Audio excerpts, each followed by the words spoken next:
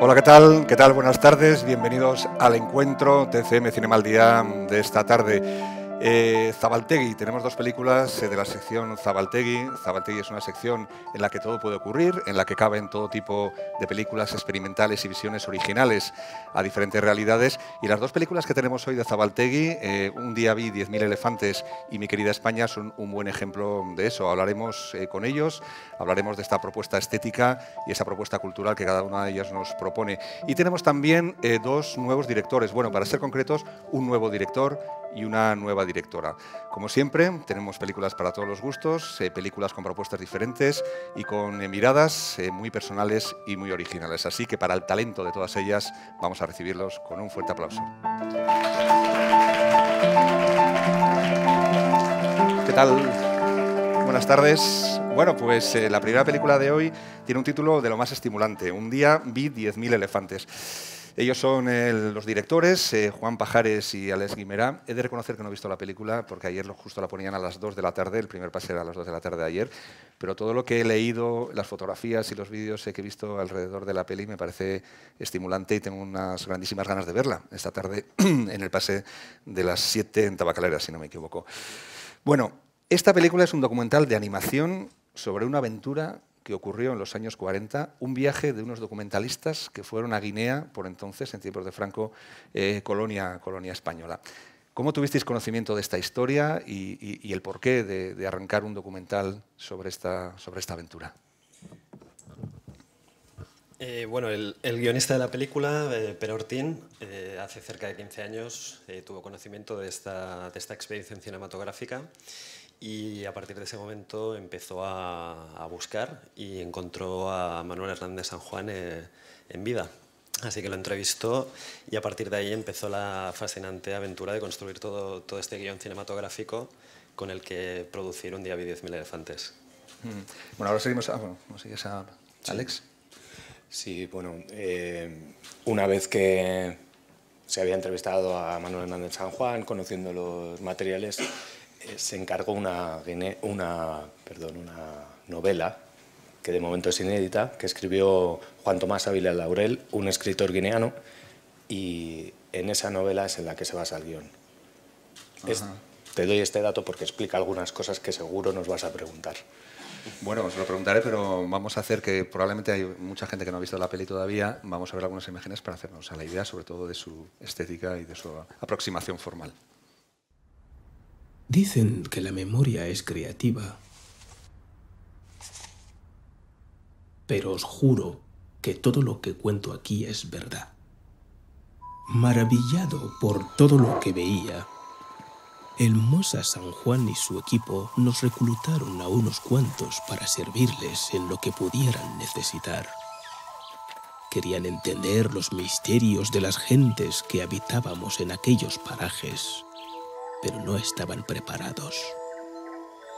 Como hablaba mejor que mis paisanos, fui elegido para acompañarlos por algunos poblados. Preguntaba por todo y comprendí lo que el Masa buscaba. Quería encontrar lo que únicamente había en un sitio y solo se veían. Bueno, ahí veíamos algunas imágenes, se han cortado un poquito así drásticamente. Veíamos algunas imágenes de la película. Creo que el film mezcla materiales de archivo de aquellas películas y también animación. ¿Por qué habéis recurrido a esta mezcla formal? Bueno, para nosotros era muy importante tratar al material de archivo de una manera que fuera muy visual, muy estética. Nosotros provenimos del mundo del diseño, de la publicidad y los videoclips, y para nosotros era un reto poder contar la historia con otras técnicas que no son habituales en documental y que nos permitían construir todo este collage audiovisual. Sí, de hecho, buscábamos de alguna manera acercar una historia a gente joven. Entonces, además de que es el lenguaje en el que nos movemos más fácilmente, porque es el nuestro, pensábamos también que podía llegar más fácilmente a gente joven, que al fin y al cabo son los que deberían recibir la historia. Todo este material documental existía, creo que lo había descubierto el guionista, ¿no?, hace unos cuantos años, y fue un descubrimiento prácticamente, bueno, que no se contaban con estas imágenes, ¿no? Bueno, prácticamente todo el material de Manuel Hernández San Juan es inédito, excepto algunos pases privados y algún estreno. Y cuando Pere Ortín descubrió que había todo este fondo, fuimos tirando de la cuerda hasta que fuimos encontrando, y al final encontramos 39 películas que estaban un poco perdidas por la filmoteca y bueno, tampoco no había mucho conocimiento. ¿Y qué fin tenían estas películas? Me imagino que tendría algún fin propagandístico, ¿no? En tiempos de Franco, el hecho de mandar un equipo a rodar a Guinea, me imagino que tendría un fin propagandístico, no sé si para nodos o para ese tipo de cosas. Sí, de hecho sí, se utilizó para algún nodo. Sí, sí. En novelista, habéis dicho que se ha encargado una novela a Juan Tomás Ávila, que es un escritor guineano. ¿Cuál ha sido su participación? ¿El guión adaptado directamente a la novela? ¿Cómo ha sido este trabajo entre novela y guión? Juan Tomás conocía las entrevistas con Manuel Hernández San Juan, entonces se basaba en los hechos reales que un señor mayor contaba sobre aquellas expediciones. Conocía los materiales y fue hilando una historia en la que dio voz a los guineanos. De ahí que ese señor que habéis visto es un actor que representa a todos los porteadores que fueron en esas expediciones y de alguna manera le ha dado la vuelta al relato colonial al dar voz a los indígenas. O guineanos, perdón. Me imagino que el hecho de apoyaros también en animación, me imagino, insisto porque no la he visto, que da a toda esta historia un halo de cuento y de aventura que quizás no hubierais podido obtener o conseguir de haber hecho un documental más o menos tradicional, ¿no? Sí, posiblemente sí. También nos permitía recrear situaciones que no hubiéramos podido recrear si no hubiera sido a través de las ilustraciones, y también nos acercaba mucho más a este terreno estético y visual que nos permitía movernos con más facilidad. Sí, porque ¿en qué terreno os movéis? ¿En el terreno de la sorpresa, de los recién llegados, de la leyenda? Porque me imagino que en torno a esta historia también habrá habido mucha leyenda, ¿no? Bueno, de hecho, la manera de narrar tiene mucho que ver con la narrativa africana, con los cuentos africanos. Son circulares y son pausados y fantásticos. O sea, el mundo visual es muy onírico, sí. ¿Os habéis repasado en todo el mundo de tradición oral africana o incluso la pintura africana o la estética africana, me imagino? Bueno, tenemos referencias de todo tipo, literarias, gráficas. Sí, pero lo cierto es que tampoco nos hemos ido al cliché porque nosotros somos españoles, salta a la vista. Entonces hemos contado una historia de otros españoles que fueron a África cuando era España. Entonces, bueno, lo hablábamos, que es el eco del eco. Nosotros seríamos los nietos de Hernández San Juan haciendo cine y contando una historia de él. O sea, realmente las referencias africanas, claro, las hemos buscado porque sería una locura no buscarlas, pero digamos que es una historia que hemos contado desde nuestro bagaje. Y a la hora de repasar las películas de Hernández San Juan, ¿qué es lo que más os llamó la atención de ellas? Bueno, sobre todo la mirada que tenía, ¿no? Tiene un nivel artístico muy potente. Él provenía de la pintura y de la fotografía y queda plasmado en la mayoría de las películas, aunque tenía una intención propagandística, eran muy visuales. De hecho, hay una de las películas que es Valele, que es como un videoclip de los años 40, tiene un montaje trepidante, ¿no? Y para aquella época es un poco chocante. Es chocante. Y lo del título, un día vi 10.000 elefantes, que es un título precioso, pero ¿a qué se refiere el título? Bueno, tenéis que ir a verlo. Bueno, pues mira, una razón más para ver esta película que, insisto, a mí sobre el papel y sobre todo lo que he leído y después de haber hablado con ellos me apetece muchísimo. A las 7 en Tabacalera, bueno, no vayáis todos porque a lo mejor no cabéis, pero bueno, 7 en Tabacalera. Por cierto, quien no haya ido a Tabacalera, os recomiendo la nueva sala. Sabéis que tenemos nueva sala en el Festival de San Sebastián, en el Cinema al Día, una nueva sala en Tabacalera que es estupenda y que es donde se presentan los estrenos de Zabaltegui. Muchísimas gracias a los dos, nos vemos dentro de un rato ahí en Tabacalera porque esta de verdad que no me la pierdo. Muchísimas gracias. Muchísimas gracias, Alex y Juan. Bueno, nuestro recorrido nos lleva hoy a una película que se titula Family Film, que es una coproducción entre la República Checa, Eslovenia, Eslovaquia, bueno, una gran producción europea. Nos acompaña el nuevo director, entre comillas, él participa en la sección nuevos directores, que se llama Olmo Omerzu, algo parecido, y él es el productor de la película, Jiri Konecki. Muchas gracias a los dos por estar aquí. Family Film es el título en inglés de esta película. Evidentemente, con este título es una película sobre la familia. Una película sobre la familia muy curiosa porque los padres desaparecen muy pronto en la película porque se van a un viaje y los chicos adolescentes se quedan solos dentro de una casa, lo cual facilita que las relaciones jerárquicas cambien. A mí me parece muy interesante qué ocurre en una comunidad, en un grupo, cuando desaparecen los referentes jerárquicos, como son los padres, y cada uno tiene que asumir un nuevo papel. Yo no sé si era eso el objetivo de la película, esa exploración. Sí. En realidad yo lo que quería reconstruir era la unidad de la familia y por eso en la primera parte de la película lo que hago es utilizar una serie de referencias que inicien ya un cambio. Organizo la película como si fuera un drama de adolescentes y hablamos de la libertad en la familia, pero es una libertad que está enmarcada dentro de un entorno de miedo. Exploramos cómo son las dinámicas familiares y poco a poco desaparecen los padres y cada uno empieza a aceptar los papeles nuevos que les son asignados. Y esta era mi idea, era mi intención, explorar esas dinámicas familiares. Decía yo al principio que es una coproducción entre varios países. Esto es una pregunta para el productor. ¿Cómo se ha conseguido esa colaboración? Y si ese nivel de colaboración entre diferentes cinematografías facilita o llegado un momento también puede dificultar toda esta coordinación de producción.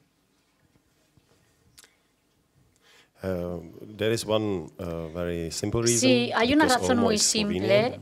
Yo soy eslovaco, esloveno de la República de Eslovenia, y el director viene de la escuela de cine de allá, él viene de la República Checa y ha estudiado en la escuela de cine de la República Checa y quiso rodar la película allí. Entonces ya la película se inició como una coproducción esloveno-polaca, porque yo vengo de Eslovenia y él de la República Checa. Y poco a poco fuimos implicando más personas en esta coproducción. Al final teníamos muchísimos socios que estaban interesados en esta cooperación y conseguimos una coproducción alemana, una coproducción francesa, que tiene una oficina en Eslovaquia. Normalmente hay una cooperación habitual entre Francia y Eslovaquia. Los protagonistas de la película son muy jóvenes, una chica y un chico prácticamente adolescentes. ¿Cómo encontró a los actores de la película? ¿Cuál fue el proceso de casting?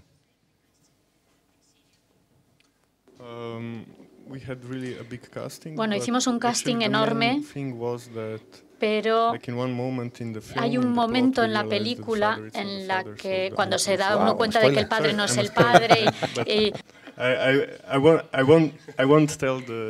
no voy a contar lo más importante de la película, tranquilo, solo he dado una pista.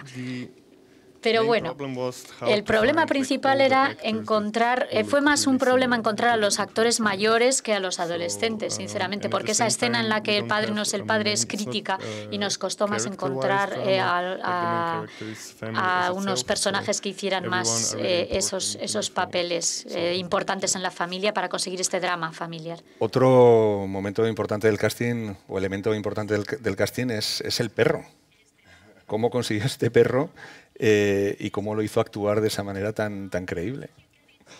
El perro es un elemento fundamental, no voy a spoilear, pero es un elemento fundamental.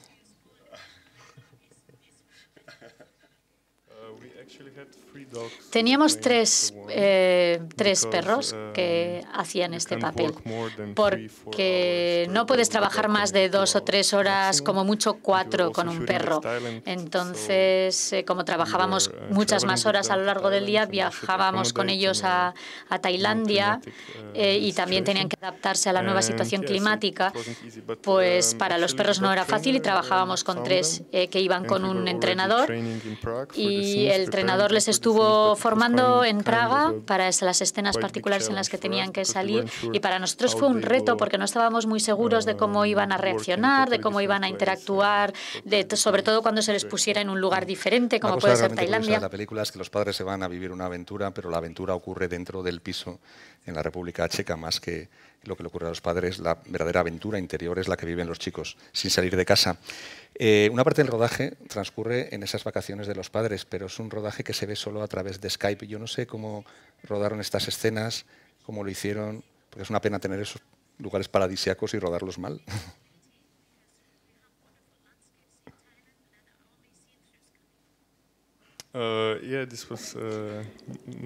Sí, en realidad esto era un objetivo mío, formaba parte de mi concepto, de mi concepción de la película, porque quería que todo ocurriera entre cuatro paredes, en un piso, pero también había que darle un poco de aire a la película, y esto lo conseguíamos a través de las imágenes de los padres en Tailandia.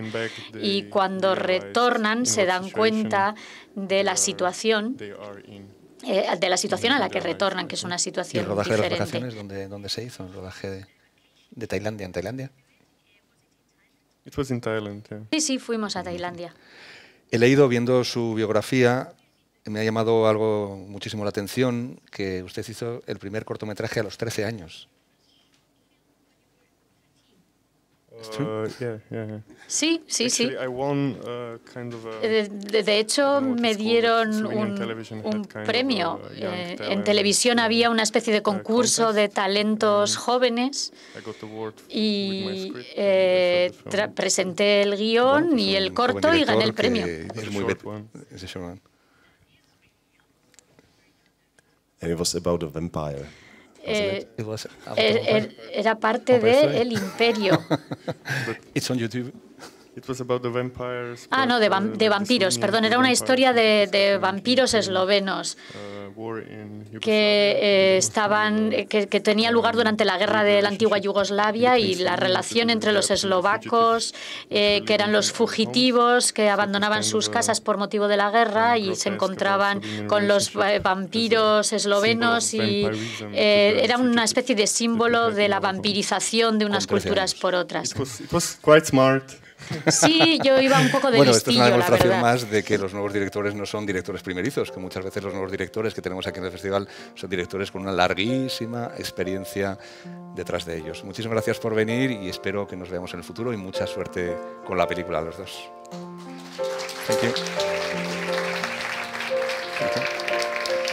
Bueno, y de un nuevo director a una nueva directora, una película búlgara, es nuestra tercera parada de hoy, que el título en inglés es Thirst, Sed, y nos acompaña la directora, a ver si lo digo bien porque he estado ensayando antes con ella y me corregía, Svetla Chosorkova. Ahora dice que bien, pero antes me ha dicho que lo he dicho horrible. Y él es el protagonista de la película, Alexander Benev. Esto lo he bordado. Bueno. Una película que he leído, Svetla, que es una película que tiene algunos tintes autobiográficos, que está basada en algo autobiográfico.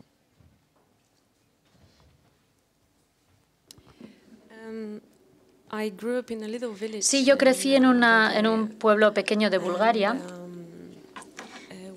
Y cuando fui a la Academia del Cine de Sofía, empecé a viajar al extranjero y solía ir con mi abuela, con mis abuelos, y mi abuela solía decirme cómo es el extranjero, cómo se viste allí la gente, cómo se come allí, cómo se debe uno de comportar allí. Y entonces, cuando se enteró de que iba a ir a la Academia del Cine, me dijo: ahora eres tú la que me tienes que contar a mí cómo se hacen las cosas en el extranjero. Yo te he explicado a ti cómo se hacen las cosas en el extranjero, y ahora a través de tus películas tienes que contar al mundo cómo se hacen las cosas aquí en Bulgaria.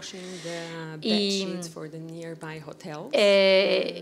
en una ocasión estaba lavando las sábanas en un hotel en el extranjero, pues porque me estaba ganando la vida así, y me vino esta imagen. Porque el protagonista que interpreta a él vive en una lavandería que lava sábanas para un hotel, y que reciben la visita de un zauri y su hija, porque están buscando agua, el agua que haga posible que se mantenga el negocio. Vamos a verlo.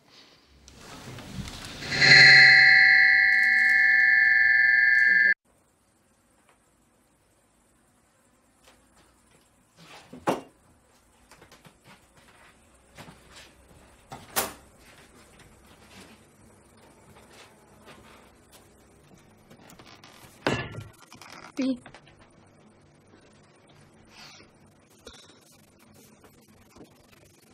Бръснарски нощчета ли ще ми дадеш този път? Аз бръснарските нощи ще ги ям за десерт. По колко?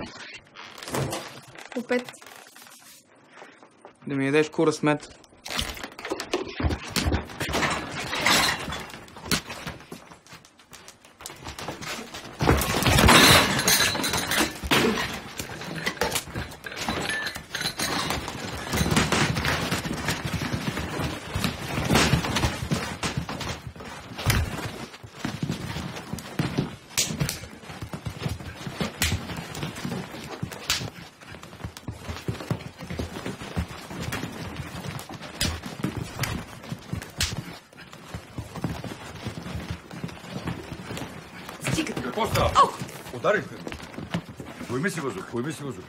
Una historia ambientada en un entorno muy cerrado, muy hermético, en el que llegan nuevos personajes que hacen que absolutamente todo explote y todo empiece a cambiar. ¿Dónde se rodó la película? Porque el paisaje es algo también muy importante en esta historia.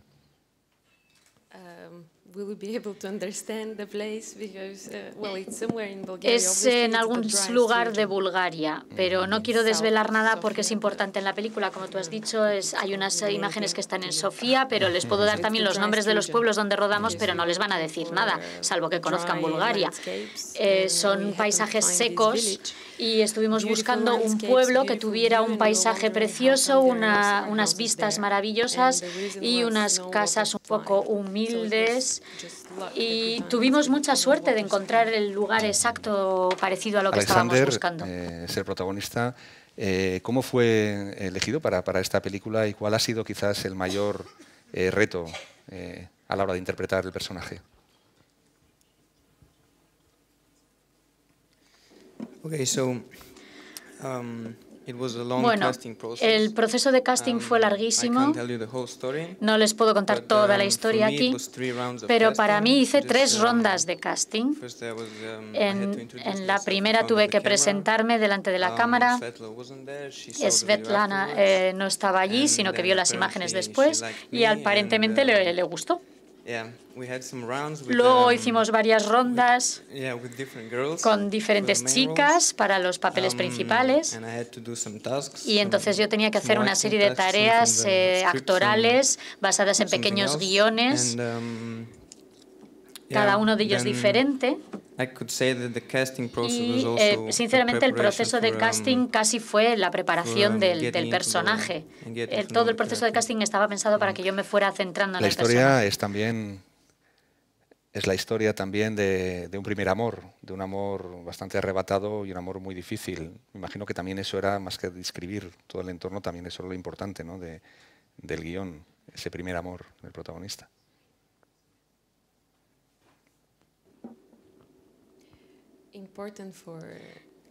¿Es importante para los actores o para qué se refiere?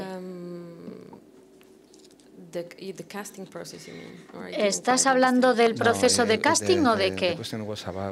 La pregunta en realidad se trata de la historia de amor, que es muy central en la película y quiero saber si esa historia es central o no. Sí, es una historia central en la película. Y me gustaría tal vez añadir un comentario, y es que a la hora de rodar, por supuesto, es solo mi opinión personal y va al ritmo que yo tengo de rodar películas, pero como la película se titula Sed, trata de la sed de amor, la sed de satisfacer tu necesidad de amor y de sentirte querido.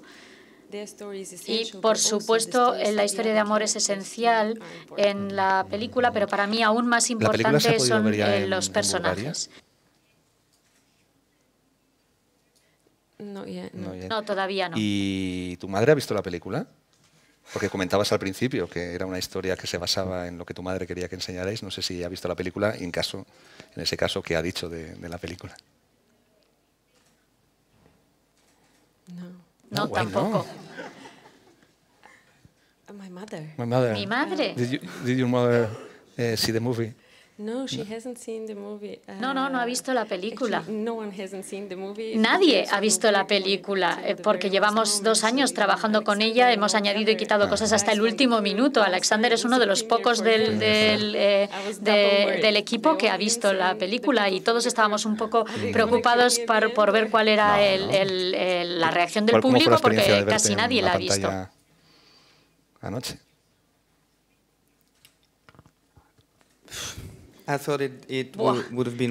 Creí que iba a ser peor, pero bueno, he sobrevivido. Bueno, pues muchísimas gracias a los dos. Yo tengo curiosidad por lo que dice tu madre, porque como era la inspiradora del film, pues hombre, algo tendrá que decir. Pero bueno, ya veremos. Muchísimas gracias y como siempre decimos a los nuevos directores, nos volvemos a ver aquí en el futuro en el Festival de San Sebastián. Hasta luego.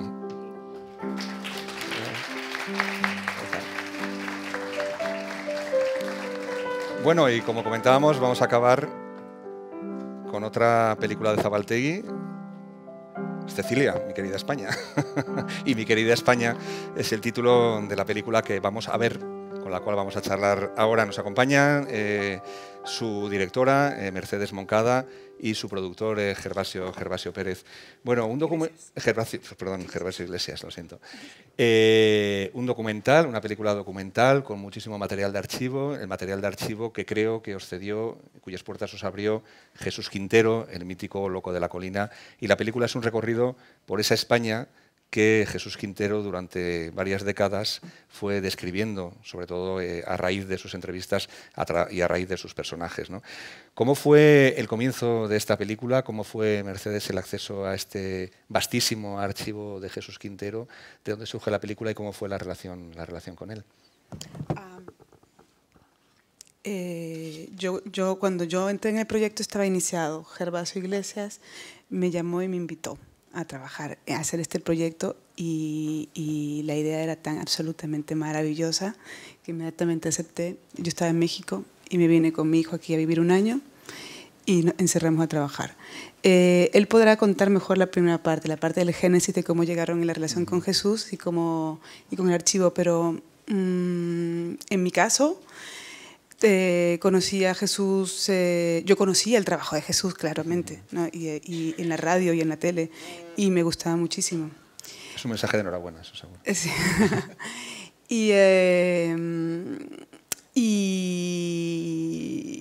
y me impresiona, siempre me ha impresionado la variedad y la cantidad de registro que tiene. Tiene personajes de todo tipo. De todo tipo de oficios, de todo tipo de extracción social, de pensamiento, en fin. Era un lujo entrar a esto. Entonces, bueno, mi relación con él fue básicamente con el Jesús del archivo y con él personalmente, eventualmente conversábamos acerca del proyecto. Era un proyecto que realmente no cuenta la vida de Jesús. Yo no podría hacer un documental sobre la vida de Jesús Quintero. Entonces la relación con él era como un poco de asesoría. Nos comentaba de personajes que le parecían que podían ser interesantes para nosotros. En fin, fue bastante generoso en relación a su casa, a su archivo. Y Gervasio, en torno al origen de esta historia, ¿cómo llegó Jesús Quintero con estos archivos a vosotros? Sí, fue eso. Hace unos 2 años aproximadamente nos llamó, se pasó por la productora y un poco viendo que nosotros teníamos bastante experiencia en el mercado internacional, a ver si se podían hacer ventas de lo que él ya tenía, ¿no? Entonces, bueno, los programas tal como estaban, como que era difícil, ¿no? Así.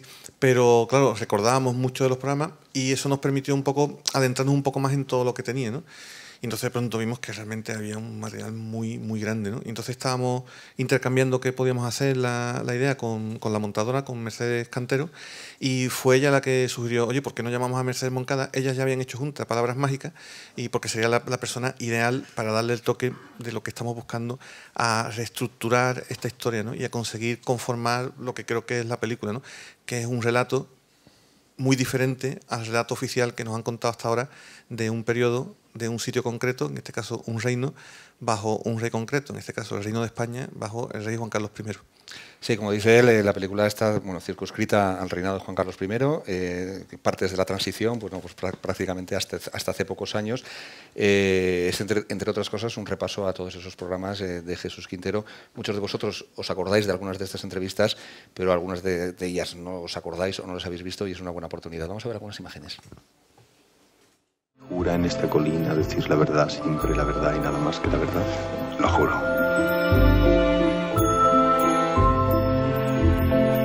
Hay que pensar ya en el año 2000. Hay que pensar en qué tipo de nación, qué tipo de país, qué España vamos a dejarle a los que vienen detrás.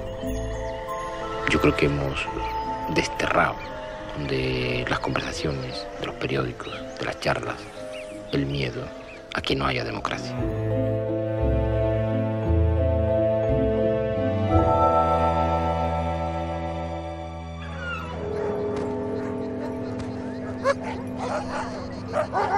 Yo creo que mi enemigo, más que el ejército, es lo que representa. Ahora vas a tener una ley mordaza que tienes que tener mucho cuidado lo que dices o lo que escribes, porque si no voy contra ti. La civilización judeo-cristiana. ¿Qué ley? ¿Qué te confundes con tantas leyes? Quiero buscar un trabajo.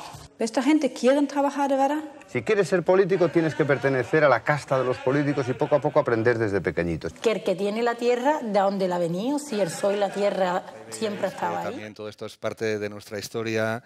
Pero la película, además, también lo veíamos ahí en esas imágenes, además de las entrevistas míticas de Jesús Quintero, bueno, personajes como Mario Conde, Jesús Gil, etcétera, también tiene otras imágenes, porque eso lo alternáis con una batida de caza y, por otro lado, con las chirigotas del Carnaval de Cádiz. ¿Por qué esta triple utilización de líneas argumentales? Con el material de Jesús es la base de donde parte todo, donde se construye el relato. Pero no deja de ser una entrevista, no deja de ser un discurso absolutamente estructurado donde uno prepara de alguna manera eso, un discurso. Y en general la gente que tiene acceso a los discursos, a ofrecer ese discurso está relacionado con las fuentes de poder. O sea, Jesús Quintero nos contó de primera mano de ministros, presidentes, expresidentes, en fin, mucho material muy valioso que utilizamos aquí, cómo iban sucediendo las cosas, los protagonistas, ¿no? Y nosotros queríamos, para hacer una visión más fiel, más cercana, más completa, tener un discurso sin filtros. Y nos parecía que el Carnaval de Cádiz, las chirigotas, las letras de las chirigotas, salen cientos de agrupaciones cada año en los carnavales, donde las letras narran todo lo que está pasando, todo lo que estamos viviendo, cómo lo estamos viviendo, sin filtros, porque hacen las letras y las dirigen directamente a quien va a escucharlas. Y entonces en la película funciona un poco a modo de coro griego. Por otro lado, sentimos que completaba la trenza narrativa algo que tiene que ver más con emociones y sensaciones, y nos basamos en a un imaginario que ya está construido en España desde hace mucho tiempo por los grandes cineastas, por Berlanga, por Saura, por en fin tal. Cuando en este país los periodistas no podían hablar, o por lo menos no podían hablar la verdad porque estaba censurado, fueron muchísimos años, los cineastas un poquito le dieron el espaldarazo, tomaron esa posición, dibujaron el país a través de analogías, metáforas, a través de ficción que sí lograba a veces traspasar la barrera de la censura. Y nos parecía que de esa manera también podíamos, a través de ese imaginario construido, terminar de completar el retrato de quiénes somos y cómo nos percibimos. Interesante. Creo, Gervasio, que esto es solo el centro del proyecto, que alrededor hay, no sé si 4 o 5 documentales en torno a Jesús Quintero también, que se emitirán en televisión. Sí, lo que hemos hecho ha sido hacer 6 documentales, formato televisión, contando un poco de su trayectoria y tal, contextualizando, pero luego esto era como la joya de la corona del proyecto, ¿no? Es decir, vamos a hacer una película que, como ha dicho Mercedes, no es para nada la vida de Jesús ni su trayectoria, sino que lo que es una visión teniendo materiales que nos han permitido un relato muy diferente al relato oficial que hasta ahora nos habían contado, y contando de primera mano, ¿no? Con estos 40 años de entrevistas que tiene, que además algunas de ellas son inéditas, ¿no? O sea, yo creo que es importante, en el tráiler se ha visto, ¿no? Encontramos una entrevista a Adolfo Suárez en el año 1983, es decir, 2 años después de dejar el poder, que estaba arrumbada en Radio Nacional, que ponía no emitida. No sabemos si se emitió o no, nadie nos ha asegurado que se emitiera, tampoco que no se emitiera, pero realmente nunca la habíamos escuchado, nunca se ha escuchado, y dice cosas realmente muy importantes, cosas que te llevan a cuando menos asegurar la duda que todos tenemos sobre lo que ha sido estos 40 años. Pues muy bien, la verdad es que eso es un repaso a los 40 años que te hace avergonzarte de algunas cosas, no sé si creo que enorgullecerse de unas pocas quizás, pero que es un repaso. Y ayer viendo la película anoche era como, yo le decía antes a Mercedes, como un repaso a mi propia vida, ¿no? Diciendo, Dios mío, qué cosas he vivido, y algunas de ellas qué cosas tan terribles y muchas qué ridículas. Pues muchísimas gracias a los dos por este repaso, esperaremos también el programa de televisión, lo veremos con muchísimo gusto. Y nada, Mercedes, tú habías estado antes aquí con tu anterior largometraje, te esperamos en el futuro, eres una invitada que siempre será bienvenida. Muchísimas gracias a los dos. Gracias. Y a todos vosotros, hasta mañana.